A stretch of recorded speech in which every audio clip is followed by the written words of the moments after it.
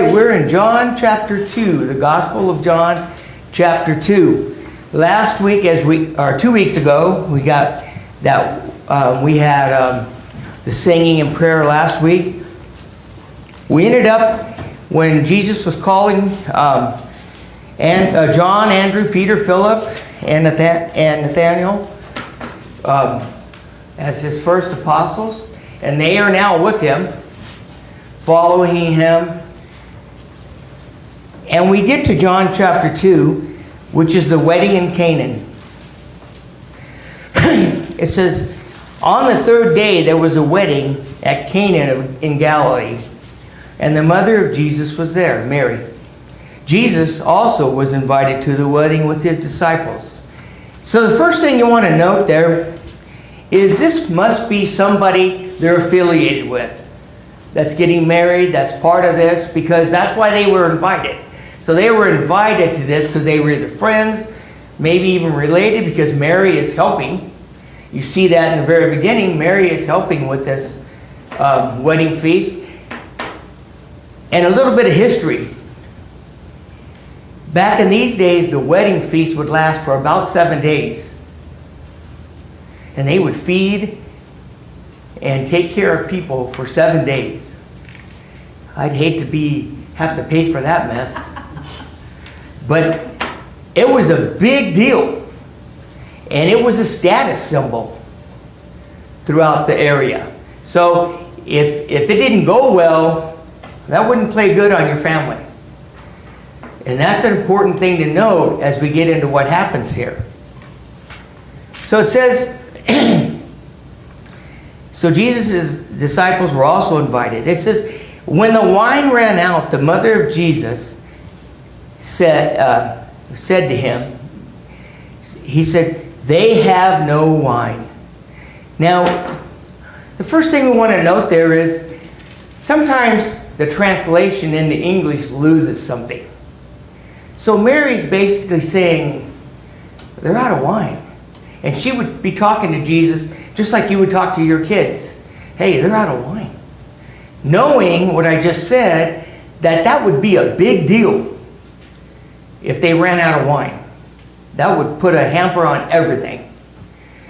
So then it says, and Jesus said to her, woman.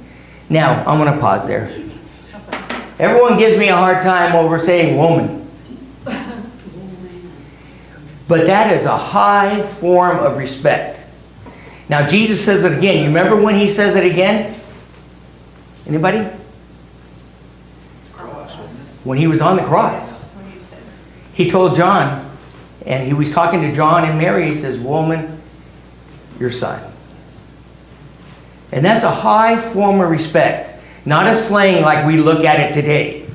So Jesus wasn't putting her down, he was addressing her with respect. And that's an important thing to note. And then Jesus says, my hour has not yet come. So we're going to pause on that because I so many times reread over that. Do you know what that means? What is Jesus saying? My hour has not yet come. Anybody know? Well, we're going to walk through that together. Was it about starting his ministry? Well, not really. So let's walk through it again. In John, we have 5 times it's said, 6 times. So look at chapter 7, verse 30. We're going to read through these real quick.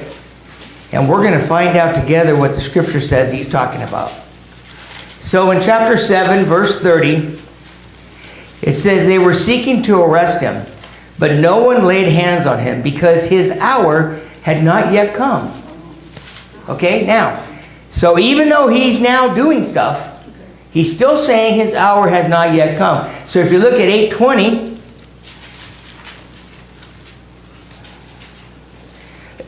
it says, as soon as I find it here, it says, these words he spoke in the treasury as he taught them in the temple, but no one around him arrested him because his hour had not yet come. So you're getting the hint what's going on here? So then in 12:23,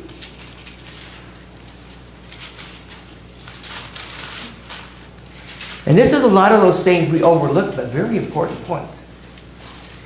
In 12:23 it says, and Jesus answered him, the hour has come for the Son of Man to be glorified. What's going on at that? They were seeking Jesus to arrest him at this point. And now he says the hour has come. And then if you look at 23 through 27, it says, and Jesus answered them, the hour has come for the Son of Man to be glorified. Truly, truly, I say unto you, unless a grain of wheat falls to the earth and dies, it remains alone. But if it dies, it bears much fruit. Whoever loves life loses it, and whoever hates his life in the world will keep it for eternal life. If anyone serves me, he must follow me, and where I am, there will my servants be also. If anyone serves me, the Father will honor him. Now this is my soul troubled, and what shall I say? The Father saved me from this hour, but for this purpose I come to this hour. So, and then it goes on, you can go on to 13:1, and it says, now before the feast of the Passover, when Jesus knew that his hour had come to depart out of this world to the Father, having loved his own who were in the world, he loved them to the end. So, when he says my hour has not come, he's meaning his completion of what here is on the earth is done. And he's going to the cross. So, question. Why, I guess my question is why he responded to her like that. Okay, that's a good question. Why did he say that? Anybody? Why did he say, when she asked him, or mentioned to him, that they're out of wine, he says, my hour is not yet come. Why would he say that? Is it because once he started doing the miracles and everything, it would start the whole thing up to his end? It would start the whole process. Right? Because at that point, he hadn't done any miracles. Right. So his first it would one. start the whole ball rolling, and it wasn't time yet. The other explanation is exactly that. But everything Christ did on earth was planned. It was a divine thing. So he's saying, not yet. So look what he did. He did something a little different on this. Now, unless you have a King James, if you have New King James, American Standard, every other version, in John, he does not use the word miracles. He uses the word signs. John uses the word signs. So if you look here, what happens here, it says, he says, woman, what does this have to do with me? My hour has not yet come. And his mother said to the servants, do whatever he tells you. So does she seem to not listen to him? She didn't take his answer. See, a typical mom, huh? Fix it. Do what I say. Mom's the best. Or wife. Hey, would you go do this? Well, I really don't want to. Well, okay, it's ready. Oh.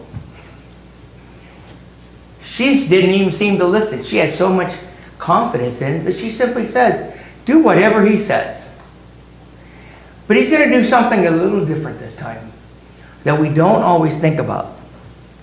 And that's the points I want to make. So she says, do whatever. Now, there were 6 stones of water there. And they would be somewhere between 20 and 30 gallons of water.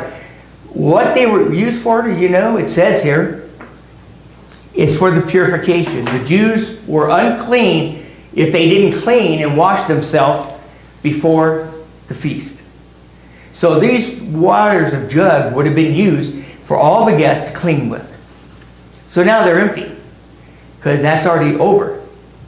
So then it says, it says for the Jewish rites of purification, each holding 20 or 30 gallons. And Jesus said to the servant, fill the jars with water. And they filled them up to the brim. Now, you know, we make a lot of discussion on this first. We talk a lot about, oh, Jesus turned the water into wine. But I want you to look at it a little differently. Look at how obedient they were. Think about this for a minute. If someone asks you for a glass of water, you'll go probably do it 3/4 of the way, maybe a little more, and hand it to them. And sometimes as Christian, we're the same way. We only go so far in our Christianity, and we don't go all the way. But here, what did the servants do? They filled them to the brim. No more. And see, that's how we are as Christians. The lesson here is we need to be obedient. Mary says, do whatever he says. Didn't matter. She didn't care. Just do whatever he says. And the servants did exactly what he says to the fullest. Just like we should be doing. That's really the lesson of this first part. Too many times we want to make it about, was the wine fermented or not fermented? Is that important? No. Doesn't matter. If Jesus did it, guess what? It was right. Whatever it was. But the point here is the obedience to it. And then he says, sorry about that. Coughed into the mic. It says, and they filled him to the brim. And he said to them, now draw some out and take it to the master of the feast. So they took it. And when the master of the feast tasted the water, now became wine, and did not know where it come from, though the servants who had drawn the water knew, and the master of the feast called the bridegroom and said to him, everyone serves the good wine first, and then the people have drunk freely, and then the poor wine. But you have kept the good wine until now. And this is the first sign that Jesus did in Cana in Galilee, and manifested his glory, and his disciples believed him. So what is different about this sign or miracle, whatever you want to call it? What was a little different about it? Can you think of anything different? You know, when Jesus healed somebody, he told them to get up and walk. He told them. Everyone around knew what was going on, didn't they? But here he didn't say anything but get water.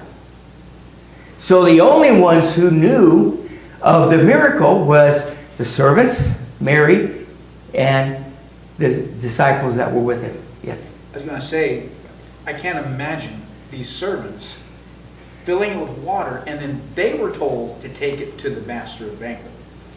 Yeah. Now, can you imagine? You know what you've just done, and you're going to hand him water and say, have some wine? Yeah. I mean, that took a lot for them. I mean, filling the jars, yes, doing that. But when they were told, it wasn't right. Jesus going and giving it to them or anybody else.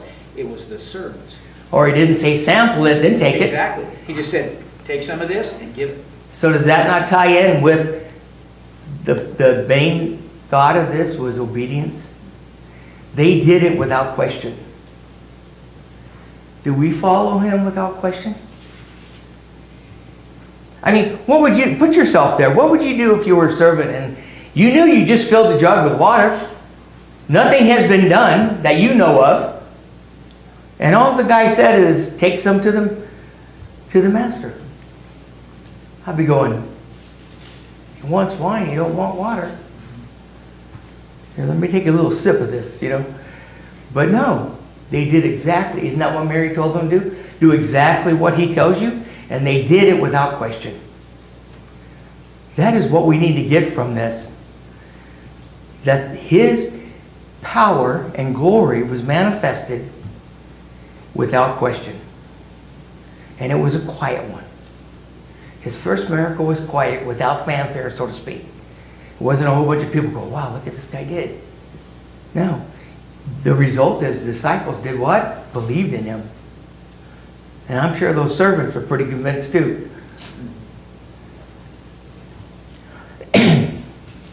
It says, excuse me. And in verse 12 says, and he went down to Capernaum with his mother and brothers and his disciples, and he stayed there for a few days. So then we come to the next section of this.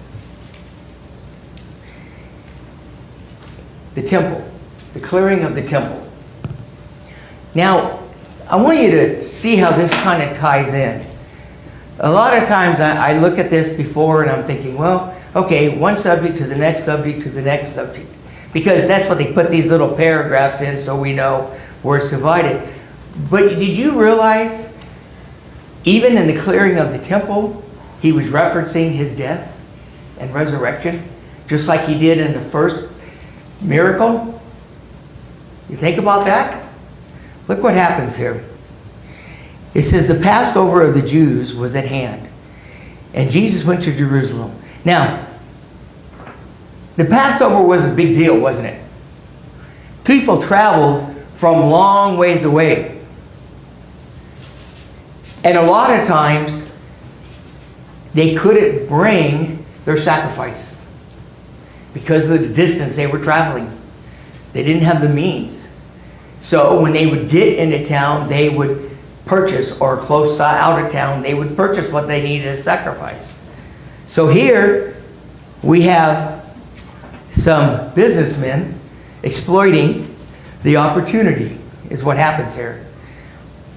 It says, in the temple he found those who were selling oxen and sheep and pigeons and money changers sitting there. Why were there money changers? Didn't they have money? Why were there money changers? Huh? People from other countries. Right, they wanted only to use their money. So what they would do is, give me $1 and I'll give you 25 cents. Yes, they were. It's like these things that says, you want your paycheck a week early? Give us 25% of it and you can have it a week early. See, these people were taking advantage. They were ripping them off. So he's, I'm gonna move this. Hey, Dan? Yes, ma'am. In Deuteronomy 16, it said in 2, verse 2, you shall sacrifice the Passover to the Lord your God, the flock and the herd in the place where the Lord chooses to establish his name. Mm-hmm. So they were, you said there's other people, and they were providing not the right. Right. They were doing what Deuteronomy was telling them to do, Right. basically. Right, they were not, this wasn't the best. They would just pick up whatever and pass it off. Sell it at a high price after they've already ripped them off on the dollar.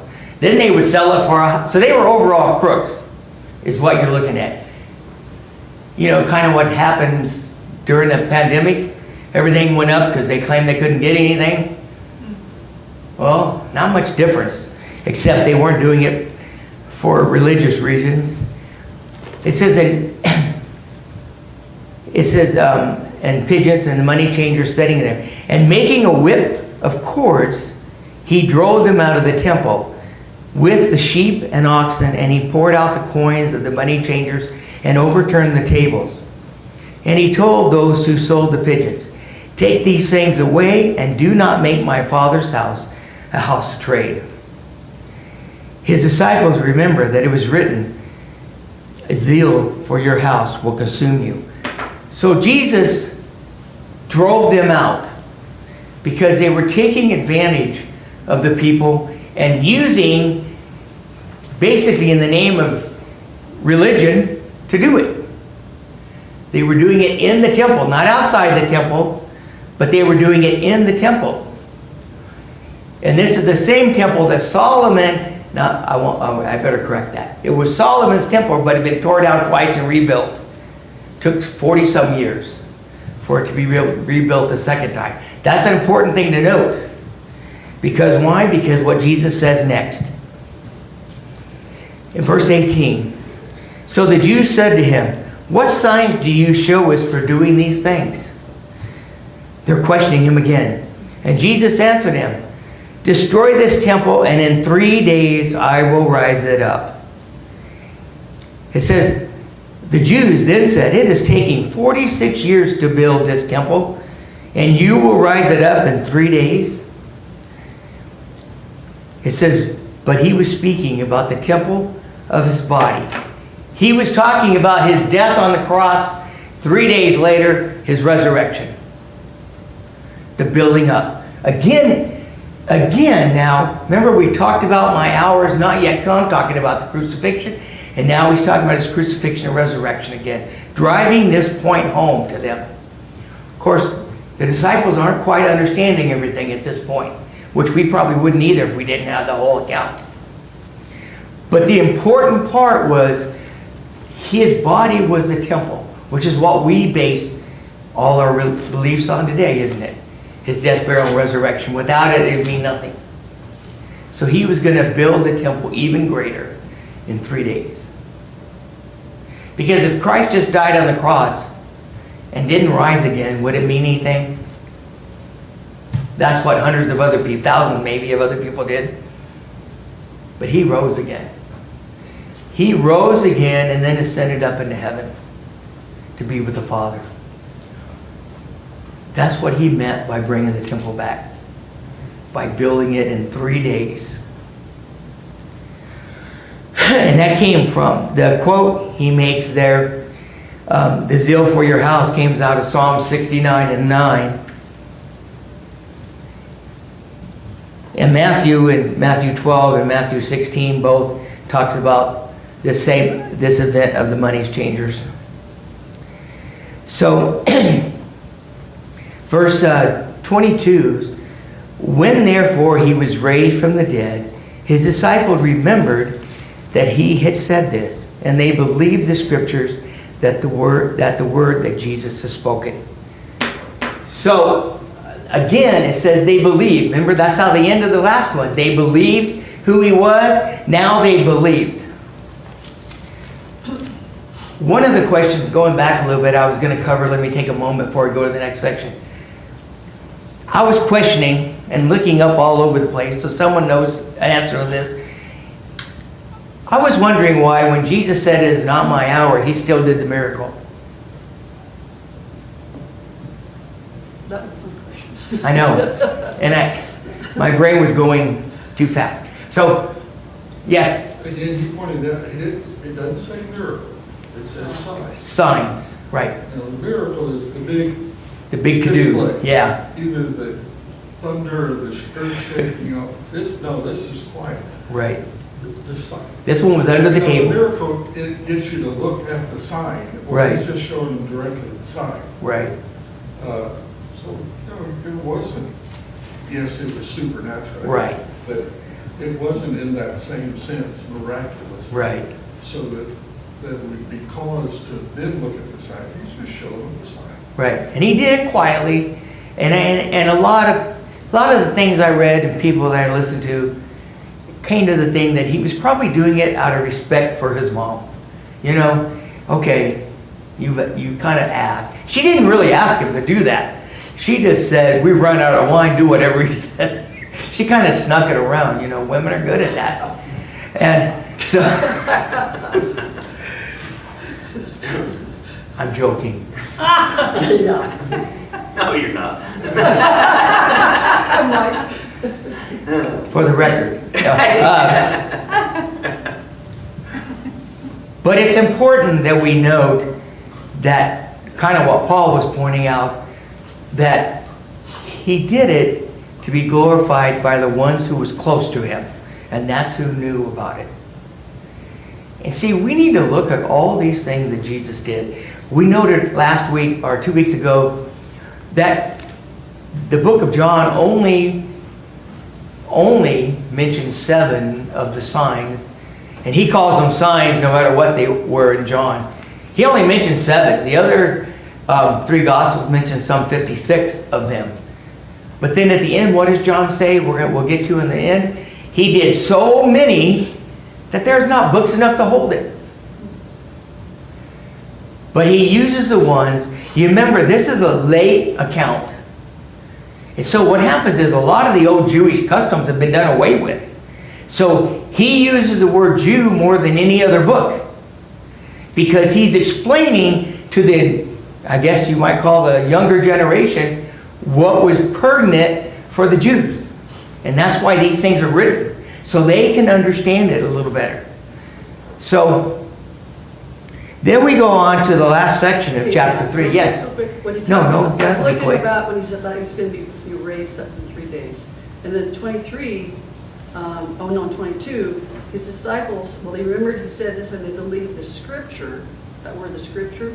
So I was wondering if you go back to Psalms 16:10, because they knew the scripture too, right? Yes. And it says, "For you will not abandon my soul to Sheol, nor will you allow your Holy One to undergo decay." Right.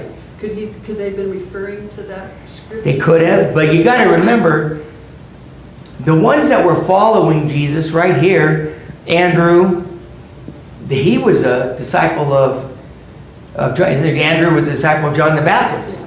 So they would probably know, they were taught and passed down a lot of information, and they knew a lot about the Old Testament. They knew a lot of it. So, and who knows how much teaching they've already had with Jesus to this point.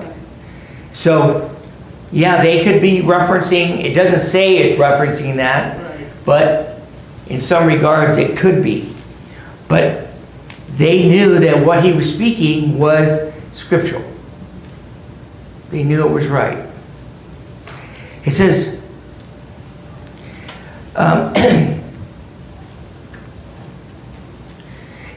it actually says the scriptures and the word that Jesus spoke. So he probably had already been teaching and talking to them about things. Yeah, Paul. I find it intriguing the way Jesus uses the word temple, raised it up in 3 days. Now, the church isn't going to be established for another 50 days after that. Right. How's he using the word temple of himself? He's the spiritual He is the temple. Just like the church is not the building.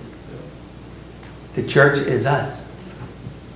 And Christ is our head, so he is the church, or he is the temple. So now the scary part comes in. It says, verse 23, "Now when he was in Jerusalem at the Passover feast, many believed in his name. They saw the signs that he was doing, but Jesus, on his part, did not entrust himself to them, because he knew all people, and he needed no one to bear witness about man, for he himself knew what man was in man." The point of this here is Jesus knows our heart. He knows us. You see, when I look at Jeff or Roger or Gary, I see a person, and that's what I know. That's what I know. And you can put a front on, and that's still what I know. But Jesus knows the inner man. He knows us. Each of us as individuals. He knows who we are, what we are, and how we think. Is that not sobering? Is that not something to examine ourselves over? Because he knows us. See, I can fool you, maybe, but I can't fool God. See, that's a sobering thought here. Too many times we come here, we sit here, we're not focused on what's going on. We just kind of veg.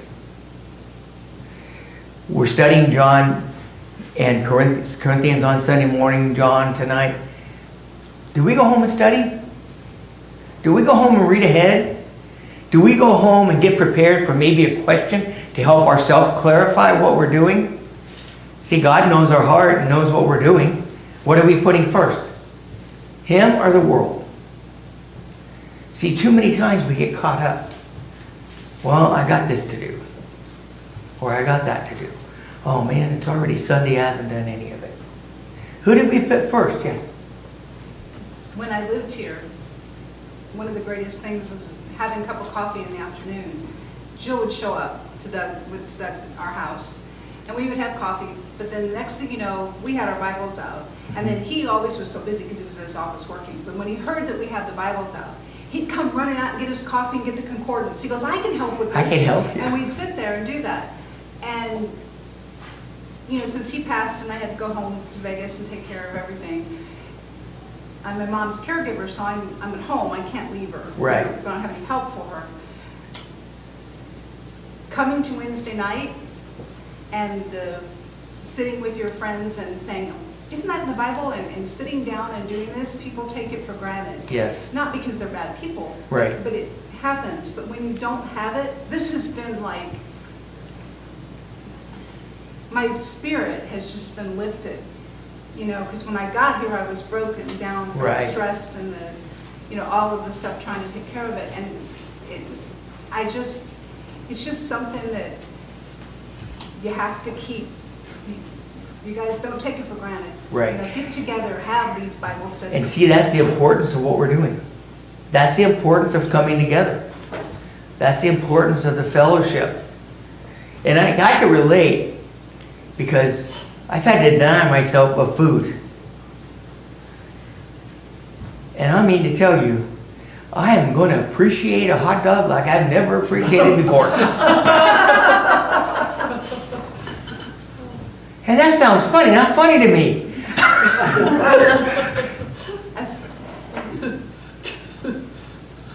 When I first got to eat scrambled eggs, it tastes like ribeye. Now I'm like, ugh. But anyway, the thing is, when you deprive yourself of something, then you appreciate it more. But the problem is, when you start depriving yourself of Christ, you stand to lose your soul. You do. Because we need to be energized. We need to, you know, we can read, we can study throughout the week.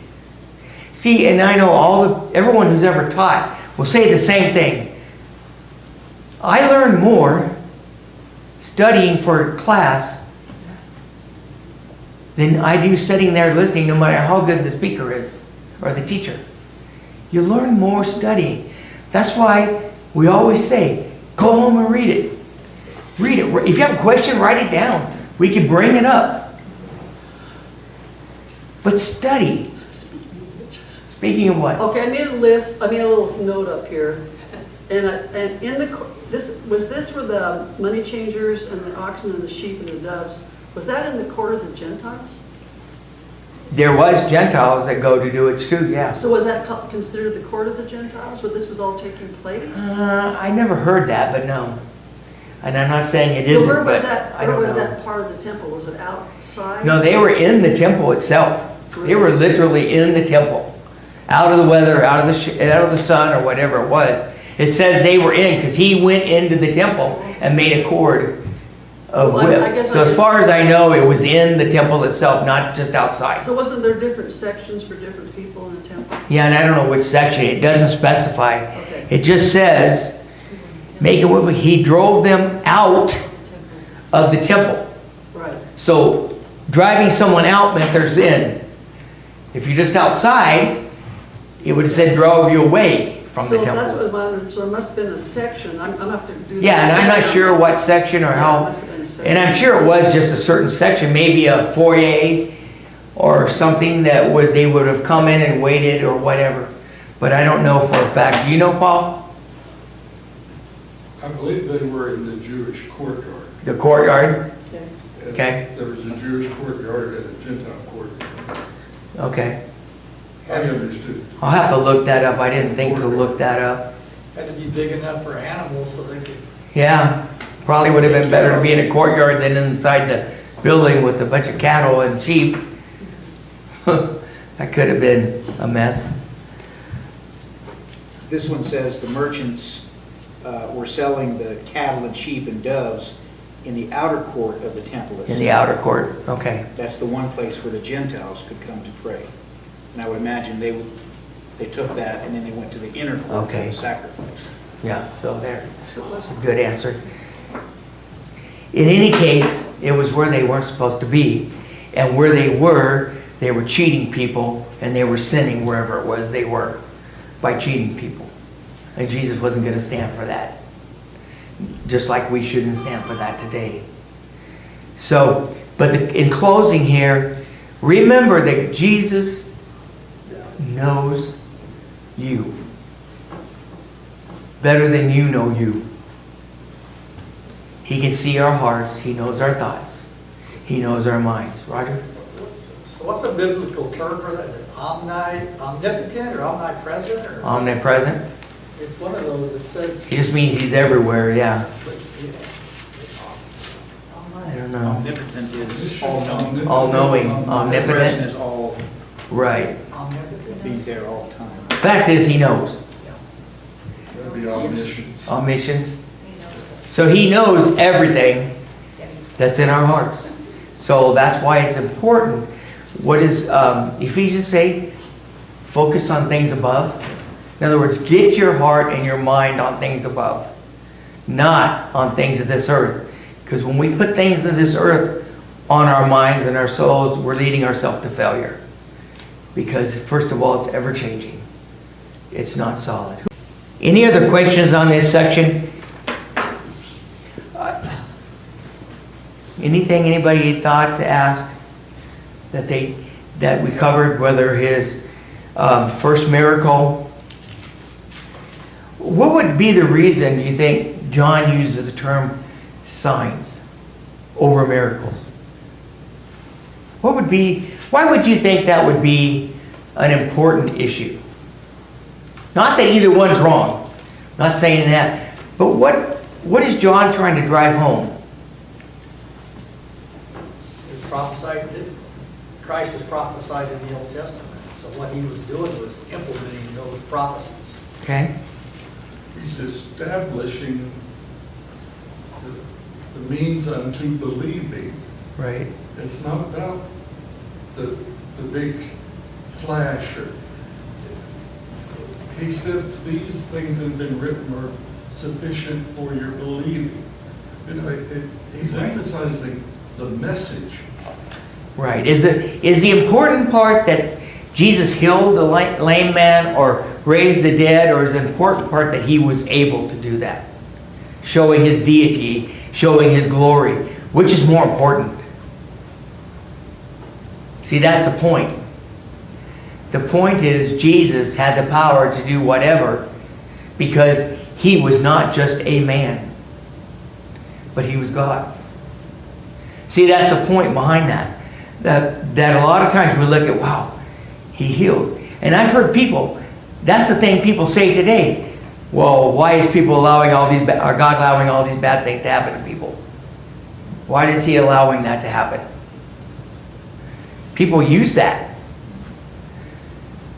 But that's not what it's about, is it? We've created most of the problems we've had. And it's been from the beginning. From the beginning. It's been a choice. It's been a choice. And that's why a lot of bad things happen, because of bad choices. Exactly. We're toiling the ground because a woman. No. Because Adam and Eve sinned. No. I couldn't resist, sorry. Digging deeper. I'm leaving through that door. Hopefully you all know me enough to know I just joke about that. But see, we've created all these problems in the world by our own selfish desires. If you think about it.